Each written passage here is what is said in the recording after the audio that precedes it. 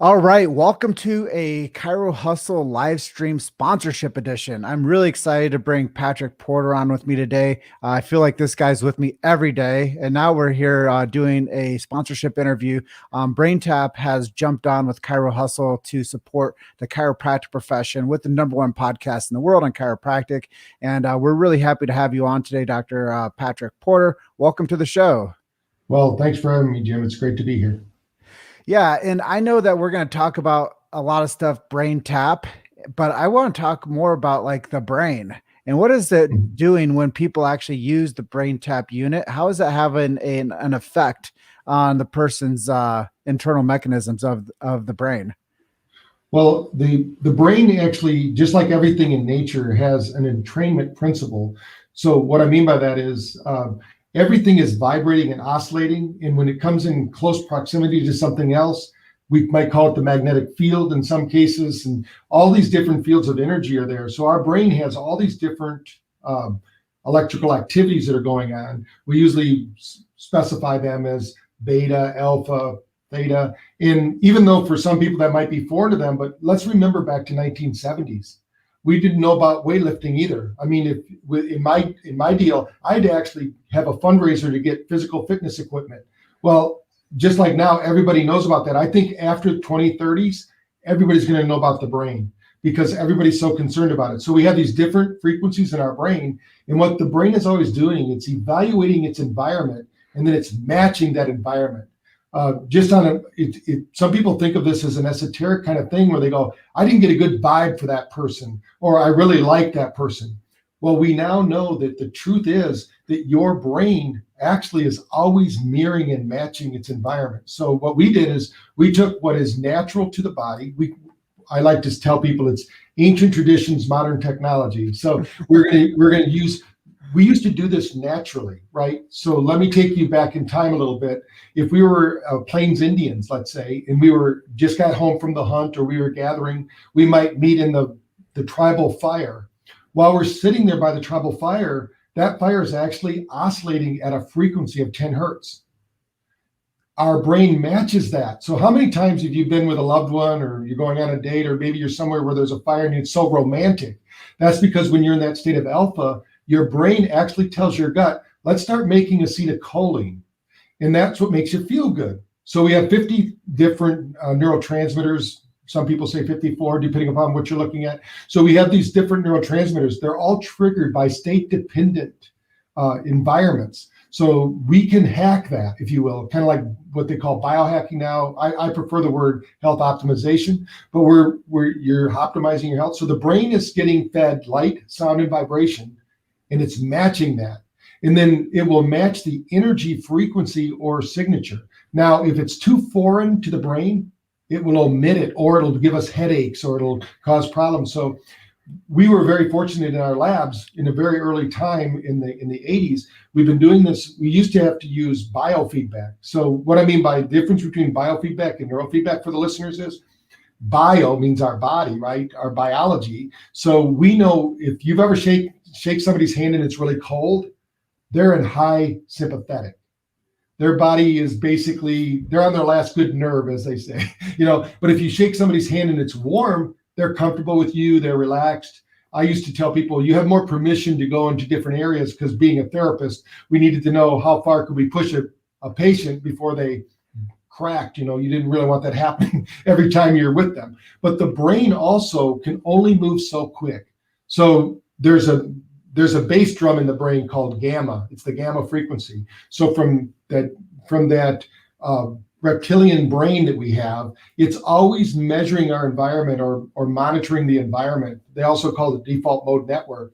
And what we need to do is a lot of times that default mode network is locked into a stress cycle. And they don't even know that. We all know people that the day is going to be really positive and good, but they don't get out of bed until they have at least 3 mistakes that are going to happen to them today. And they beat themselves up and they, what I say, shit all over themselves. So we need to change that state. So a couple things BrainTap does. First, it gets you into a state of alpha and theta. By the way, theta produces a neurotransmitter or tells the gut to produce GABA.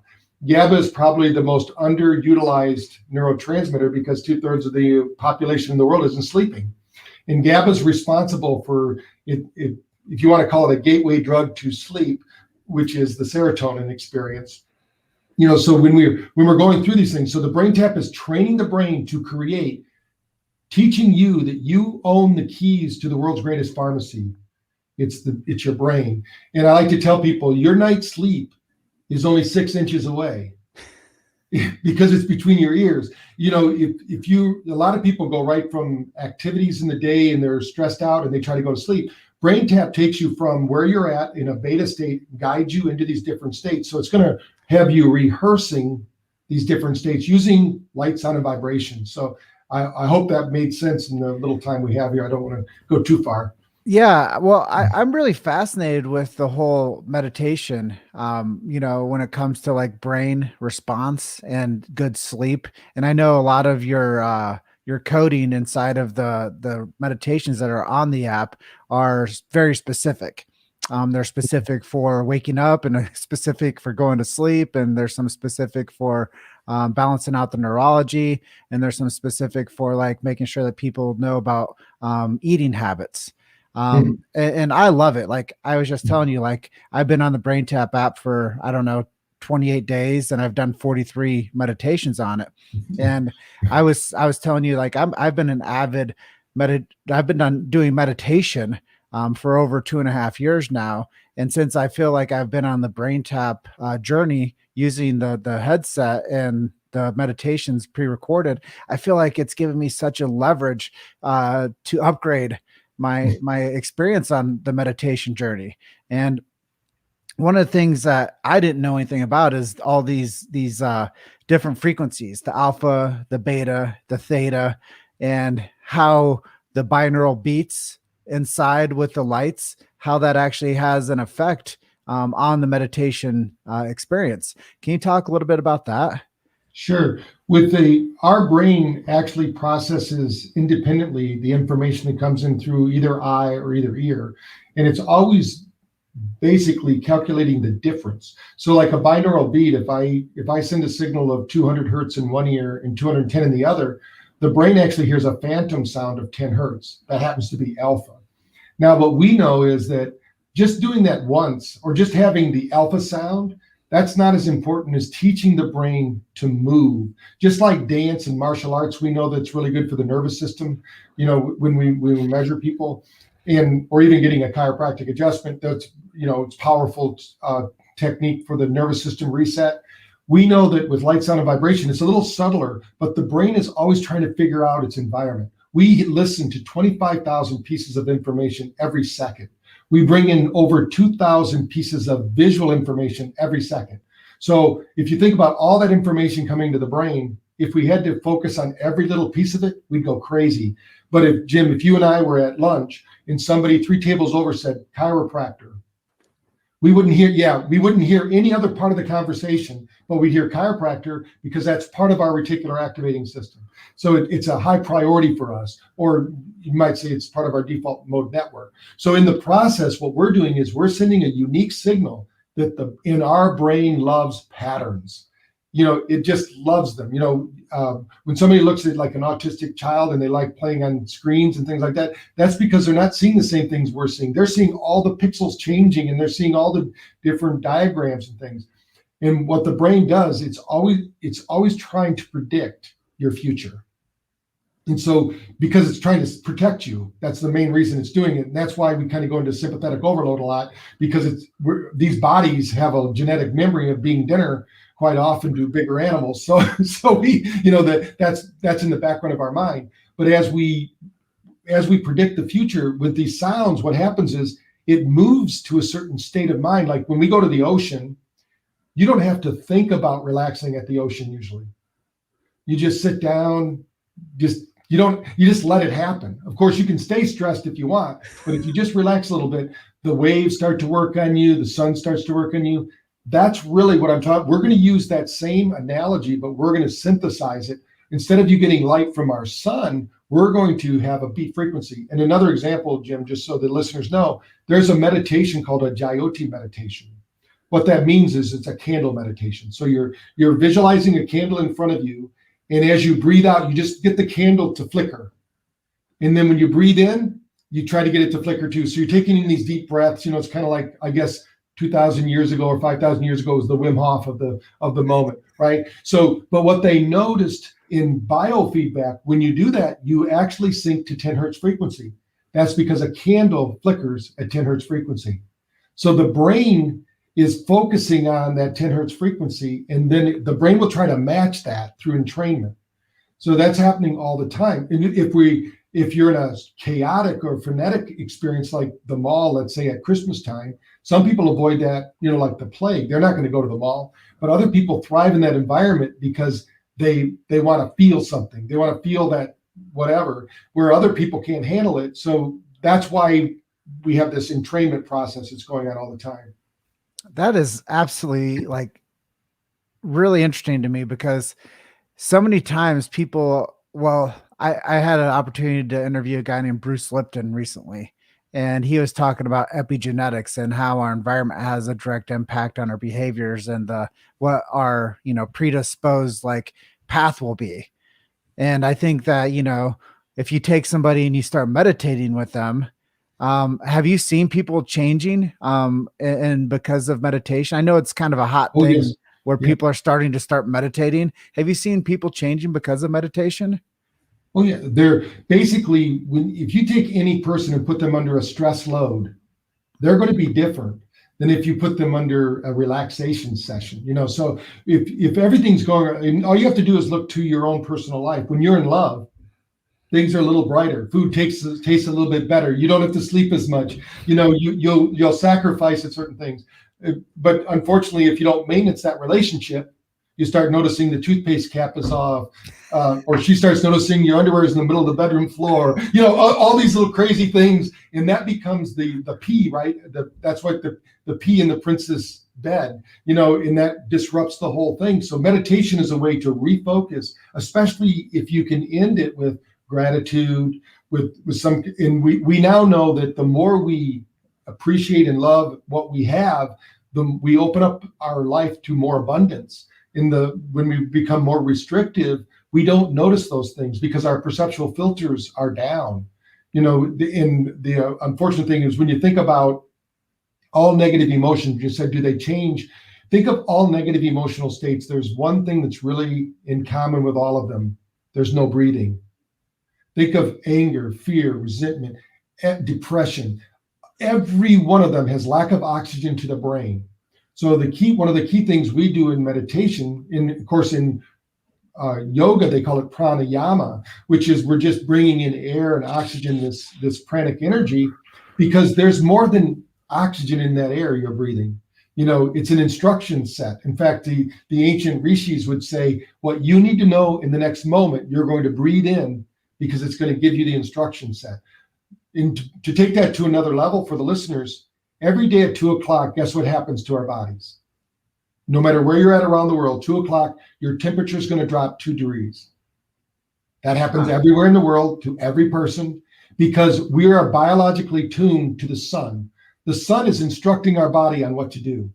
It tells us if we don't get to sleep before 10 at night and before 2 in the evening, we can't produce enough melatonin for our cellular system. This is all tuned to the light of the sun. This is where jet lag comes from. So light itself is one of the most underprescribed nutrients on earth, the correct light. Now, John Ott, who's the founder of modern day light medicine, if you will, he sold a full spectrum light. Now, so Walmart comes out with one that says it's full spectrum light, but it's not, it's dirty light. So you gotta find the best light we have is outside, right? The big yellow ball. It's the one that we need the most. And we need to be touching the earth because we're in a symbiotic relationship with the earth as well. The magnetic field and the light spectrum are working together to keep our body tuned up and healthy. Yeah, and you said some things about like being outside. And I heard some research recently and said that like the average person spends 90% of their time inside. So that gives them a 10% zone of like walking to the car and to the store. So I think that's just it's interesting when you think about like you saying that people need to have like a relationship with sunlight. And when people don't have that relationship with sunlight, that leads to probably more of a disposition of anger and frustration and depression and all these things that nobody really wants, like the yucky stuff of feelings. Right. And I guess where I'm leading to is, how is there an optimal time for somebody to meditate? Like you said, 2 o'clock, people's temperature changes between, 2 degrees less. Like, I mean, between that time in the day, I feel like that's when people need to like reset and recharge. There are 3 times a day that are optimum, but any time is better than no time, right? A little bit of something's better than a whole lot of nothing. So whenever you can do it, but in the morning when you wake up, we actually train the brain through something called SMR frequencies, which stands for sensory motor rhythms. A lot of people think as we get older, we lose our balance because we're not exercising. We lose our balance because our brain has lost the SMR frequency. We've proven this with the balance tracker, which is part of the chiropractic care, where you do the balancing. We've shown no exercise, but 21 days of brain tap improved their balance almost as much as exercise. Now, if you can do both, that's even better, right? So you can physically, because the best thing you can do for the brain, I wish I could say it was brain tap, but the best thing to do is exercise. For the brain, you got, if people do the research, you're going to find that out. But exercise too much burns out the system, too much inflammation. So you got to have that downtime. So the second best time, I mean, they're all good times, but the second time, not the best time, but the second time, and the time that I like to do morning and I like to do afternoon. In fact, over here, I have a zero gravity chair that Clint Oper made for me, and it's a zero gravity recliner. So it's like I'm outside doing the session and I put on the headset and I do my sessions, in the afternoon. And that we have found in our research that we can reclaim up to 80% of the energy that you had in the morning. So that means you can have 2 mornings. How much do you get done in the morning? You get a lot more done, right? So in fact, we just did a study with BioStrap, and or we're still in the middle of that study, but we had a 2-week washout period. And I had to confess, I had to cheat because I wasn't supposed to do brain tap. I said, I can't do it. I have to I've done it for 40 years. I got to keep doing it. So, but I could feel the difference. The one day that I didn't do it, I'm like, I'm not going to do it twice a day. I'll just do it once a day. So I started doing it just in the morning.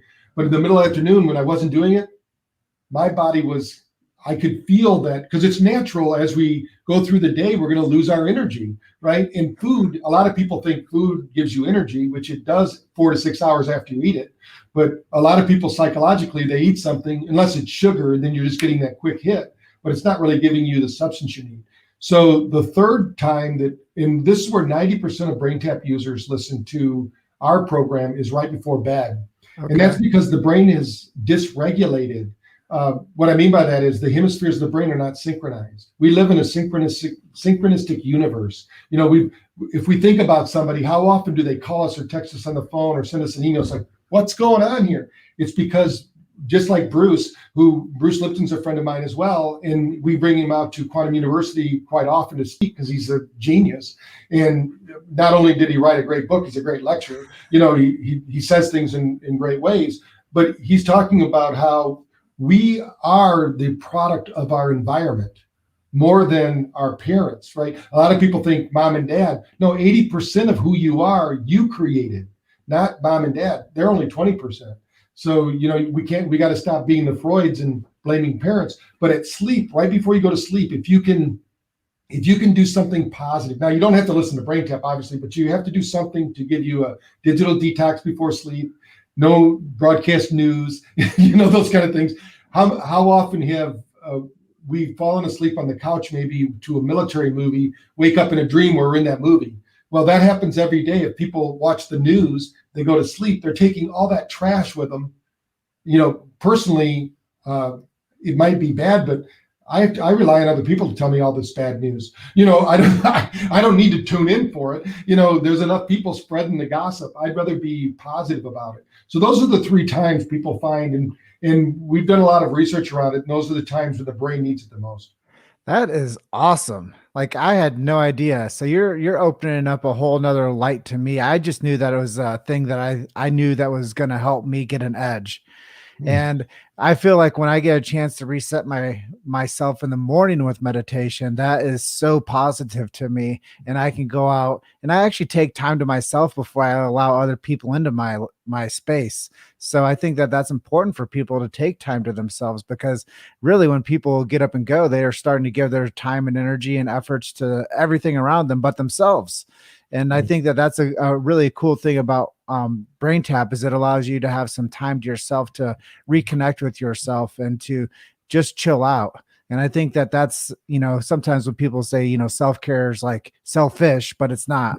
I think people have to realize that, having some alone time is very healthy for people, and being stoic and thoughtful of like what's going on, and, just getting out of like the busyness and like I said, chilling out. I think it's so important for people. And one of those things that I know that are on our topic list today is HRV. I don't know a whole lot about that. Can you maybe elaborate on that and what you've been noticing with the HRV and the meditation? Mm-hmm. You can get the HRV in a lot of these little devices like you wear on your wrist and things like that. You can do it on that. And BioStrap actually has one you can do while you're meditating. And I think Aura Ring does too, and a few others. But what we do is we have a professional level one that we use at the clinics so we can pre and post. The reason we use it with the brain is something called ECG, which means we can go through the cardiogram and we can get the brain waves, and it correlates perfectly with things like the WAVI or the neuroinfinity. And what we're talking about here is the heart itself has 4,000 neutrino cells, which means your heart has a brain. And when you look back at the history of Monday mornings, it's shocking to find out that there's more heart attacks on Monday morning than any day of the week, because people don't have their heart in their job. I don't know what's happened since, COVID. People don't really go to work anymore. They work out of their homes. But what we're saying is when your heart is instructing your brain what to do, then your brain instructs your gut what to do. Or if you really look at the anatomy, the gut and the brain actually tell this brain what to do, because they're both talking to it more than it talks to them. So this is more like one of those Google tablets, that basically just takes instruction sets, and you follow your heart. So what we can tell is heart rate variability is now the gold standard for longevity. Let's say we know if you have, and what that means is, Jim, if you get stressed out, are you able to recover? Are you able to reorganize? If you're not, like if you get upset in the morning and you're still talking about in the evening, or you started a telephone, like a prayer line about your problems, and everybody in your Rolodex doesn't pick up because you're that person that calls them with bad news all the time, that's not what you want to do. You want to, and I love what one of my heroes is Paramahansa Yogananda. In his book, he talks about the difference between adults and children is when children get angry and upset, they get over it. Adults get angry and upset, they call everyone about it, they go to meetings about it, they get badges about it, they basically wear it as a badge of honor. We need to just let things go, and so HRV will tell us, are you able to, there's 3 operating systems of the body that we're really focused on with the brain, because it's all about the nervous system. So number 1 is our sympathetic system, right? Most people are running around chronic low-level stress. They don't even know they're stressed. It's kind of like that movie, I See Dead People, they don't know they're dead. I see stressed out people, they don't know they're stressed. Or they don't think there's a solution to their stress. There is, but they don't know what it is. Number 2 is our parasympathetic system. So we call these 2, one is called your survivor brain, and one is called your thriving brain. The 2 do not work together. It's like an on and off universe. Now, there's a third that most people in our day and age are relying on, called the neurohormonal system, right? And that's why so many people are having adrenal exhaustion. Now, if these 3 things are operating perfectly together, it's almost like a Tai Chi dance. There's a lot of energy going around, but when it's time to get stressed, you get stressed. When it's time to get relaxed, you can relax. If you need a boost from think of your neurohormonal system like a backup generator. It should only be used in reserves. But most people are using that as their main way to operate, right? They're using coffee, tea, chocolate, alcohol to downregulate, chocolate to upregulate, or sugar to upregulate. I mean, all these things, this chemical system, we're not chemical beings. We have a chemical body, but we're electrical beings. So we have this electrical system, and if we can learn to use it, like for me, you can't see it, but I can make the hair stand up. Like anytime I want to call energy through my body, I can do it because I train myself through some yogic practices and things, but the energy is free. That's where we get you want that energy. Now, when the brain's synchronized, we get energy. If the brain is out of balance or not regulated, we get depression, anxiety, fear, all the things that we read about in, I mean, ADHD, all these things. Now, it's not the full picture, right? There's might be diet, there could be other things, but we do know one thing that's always common. You don't have to have this, but if you have it, you will have this problem, is this dysregulated brain. And that's really what we want to fix. And HRV can show us, this is part of the dysregulation. Are they communicating? Do they know who they are? A lot of people don't even know who they are. Well, Patrick, I think people always want to talk about, what's happening, what's going on. Like, you can tell when somebody's always in a perpetual state of like bad mood. Like, you're like, stay away from Don. Don's always angry. Or, that the thing about going to work on a Monday morning and people having heart attacks because they're stressed out. And like you said, their first brain is in their heart and their gut. And it's like, dude, I don't want to go to work today. And I've been going to work. It's telling the body I've been going to work and I haven't been happy. And you've allowed me to keep doing this for the past 20 years. And now it's game over, bro. And I think that, the body is frequency. It is energy, and it does shut down when it doesn't get fed good resources. And I think that Brain Tap is a great resource just to help people, like I said 2 or 3 times, just chill out and pay attention to yourself. And when the heart is good, that, when somebody's like giving for the sake of giving, loving for the sake of loving, and serving for the sake of serving, like chiropractic, those people are heart centered. And I think when people realize that the heart is the path to go, and if you can understand the research behind it, I think that that's a huge, card in your hand when you're playing life. If you understand the research behind HRV, if you understand the research behind meditation and chilling out, if you understand the research behind the whole component of, the human development, like you said, health optimization, when you understand health optimization is through the nervous system. We live through our nervous system, like the chiropractic professionals say. And if you're subluxated and you're out of alignment, then we get you back into alignment, and your body is a self-healing organism. So when we talk about the brain controlling the body and the meditation being a component of that, the HRV being a component of that, it's all one thing. And I know that you guys have been doing some research recently too. So let's talk about what's current with Brain Tap research. Right. One of the things that, just so that if there's chiropractors online, when we've done our research with chiropractic and like things like the WAVI or the NeuroInfinity, those kind of devices, we can see a deep cortical response in the brain. Almost like, I tell people, it's kind of like in the old days when you used to have the Microsoft computers. Any problem you had, what'd you do? You'd shut it off and restart it. So the chiropractic adjustment is kind of like that reboot, and then the innate intelligence reorganizes. The reorganizing principle of the brain goes to work and does that. And we've proven that with research, and then people like Heidi Havoc have reinforced that. So it's really cool. But one of the research projects I thought we could talk about here, of course, they can go to braintapresearch.com. It's a whole website, has our research. We now have 11 different major tier 1 universities working with us on additional research. So we don't have time to go through all of it. But the one that I wanted to talk about was because there was a chiropractor behind it. His name is Kelly Miller. And he wrote a book, Dr. Kelly Miller, he's out of Florida. He wrote the book, Saving Your Brain. And we did some research with him 3 times a day using those 3 times I was talking about, but we had very specific sessions we did, because what we found with dementia was that the left hemisphere was moving slower than the right. So we designed specific sessions to speed up the left hemisphere, slow down the right hemisphere. To just kind of cut to the chase, what we found was we had them go to their medical doctors. They were all diagnosed with onset dementia. They all did the Cambridge Science testing. They all had dementia. And they all had the brain signature, we would say, for dementia. But after 6 weeks, we sent them back to their doctor.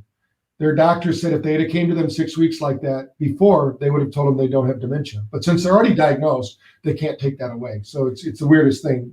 Once you're diagnosed, it's like once you wear a red dress, you always have to wear a red dress. They don't change it. There's no flexibility there. But then we had them do the Cambridge Science test, which is actual computerized testing. It can tell us what regions of the brain are working, not working. They now scored within the normal range for their age. These were women 55, 65 years old. We were able to synchronize their brain within 6 weeks. They had a synchronistic brain, which means there was no more a lag from the left brain to the right brain. But the cool thing was we can now measure through a mathematical equation what neuroplasticity is. And neuroplasticity means how much electrical activity do we have in the brain? That means how much ATP do we have, how much nitric oxide, how much vasodilation, how much blood flow. That all plays into it. So that neuroplasticity number, 49% improvement in neuroplasticity. Wow. But the big one that got me, and I think that had the eyes at Duke University because they're part of our research program, and we showed it to them, they were amazed at something called the reorganization score. When I was talking earlier about getting upset and then staying upset, we all know elderly people that can't get off it for the day, right? They get upset, they just can't do it. These people had a 58% improvement in reorganization score, which means we could give them a stressful event. They could reorganize back to normal, 58% better than they were before. So pretty incredible. Now we're going on to a bigger study with that. So let me ask you, like, as we wrap up and we talk about a little bit more, I'm really curious about the time length that people are doing these meditations for and how they're rebounding back into, like, I guess what we'd call in like our regular, like, walk of life language, homeostasis. Like when somebody comes back to that balance of health and they rebound from this dysfunctional state, like, let's talk about like why 10 minutes, why 20 minutes? And I noticed that most of your meditations are between 10 and 20 minutes long. How did you realize like the length of a meditation segment? Well, the nice thing is that when something called the Mind Mirror came out in the late 80s, which is an early, now it's still a software program for EEG, we can measure live readings on the brain.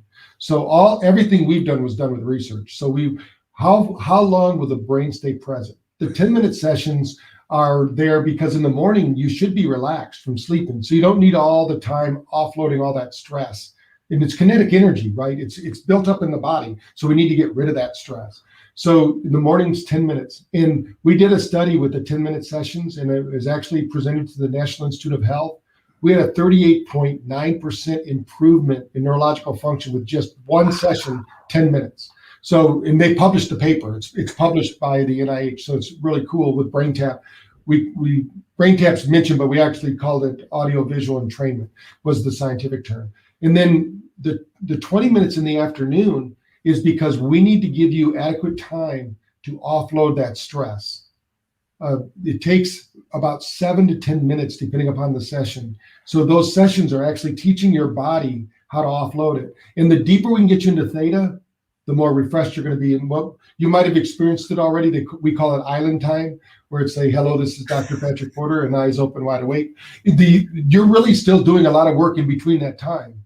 It's just you're so deep into the theta state that you're not remembering, because when you start to trigger theta, you actually release, like the same way you would get when you go into surgery, they give you those anesthetic drugs. Your brain has those.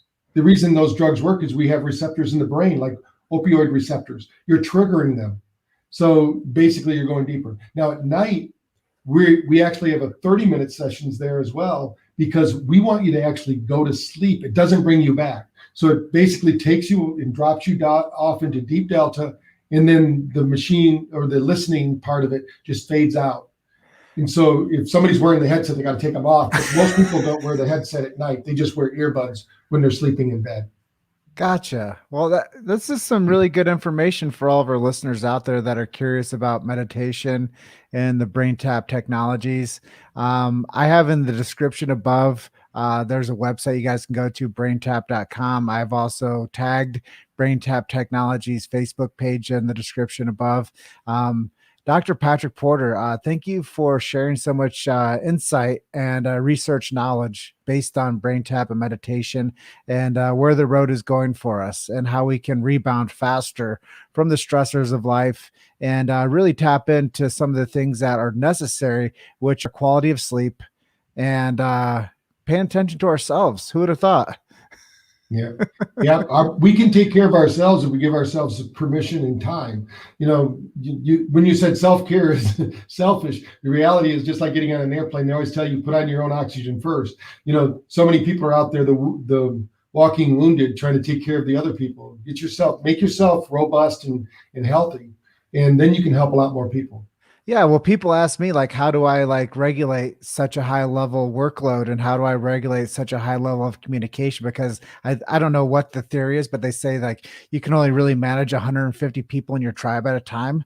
And I've been able to optimize that, and I manage probably about 500 people in my tribe at a time. So I think that when we realize what our capacity is, we can start to manage more people. But if we don't pay attention to ourselves and give self love, self care, and chill out time, then we will burn out. And that is a real thing. So we have to release ourselves from the golden handcuffs of serving everyone else and realize that it's okay to serve ourselves too. So, Dr. Patrick, thank you for your time today. Thank you for stepping away from your busy schedule and talking to people about brain health and HRV and what we can do with the brain tap technology systems. Well, thanks for having me, Jim. It's great being here. Cool. Well, I look forward to the next opportunity, and have a great rest of your day. And I'll get some more meditation in and tell everybody how it goes. Okay, good job. Talk to you soon. Thank you.